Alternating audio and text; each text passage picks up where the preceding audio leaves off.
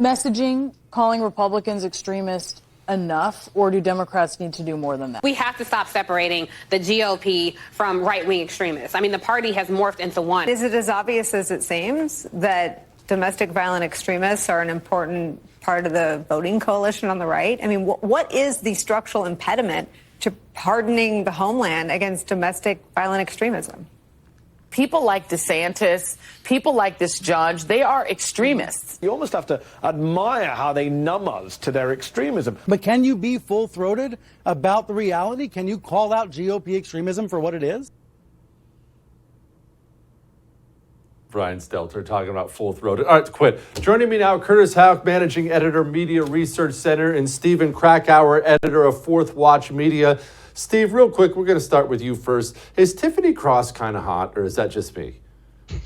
Jesse, this is your realm, right? You got the congressional hot list, and now you've got to be a media hot list next. I'm pleading the fifth on this one. I'm sorry. Okay, Curtis, Tiffany Cross. She's too dumb.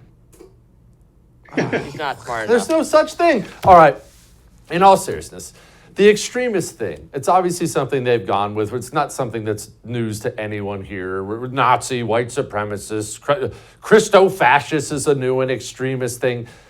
Is there any end to this stuff? Or is everyone so numb to it now that they're just talking to each other and it means nothing?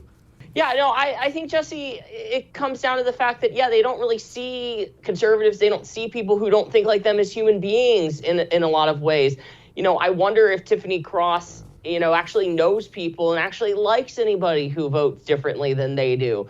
You know, I think that was one of Brian Stelter's biggest problems, was that he just got so insular, you know, inside New York in the media circles and all the journalism professors that he would get to talk to, that they didn't really realize what other people would think outside of their bubbles, that it was inconceivable that there would be a different opinion and that there would be another side that would have, you know, the truth behind it, where that their own side could be wrong.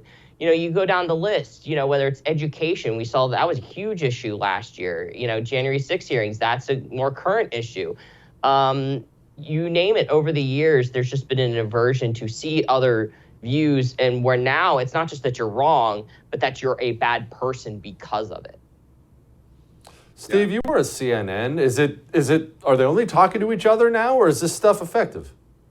It's interesting. You know, I was at CNN 8 years ago but it feels like a lifetime ago. I mean, the amount of changes. And look, when I worked at CNN, I would say most of the people there probably leaned left, and probably if the ones that voted for Democrats. But it was a different time. There was a different mandate. In 2015, 2016 completely changed that equation at CNN and really throughout the rest of the media. I think the New York Times, the Washington Post, they became captured by this idea that if you want to be totally cynical, that it was, you know, Trump drives ratings, or if you want to, I think, is a little bit more to it, they became addicted to it, and it actually messed with them on a certain level, and they became these warriors, thinking of themselves as trying to, you know, save the democracy because of this existential crisis, and I think it really hits on one of the points that Curtis made there.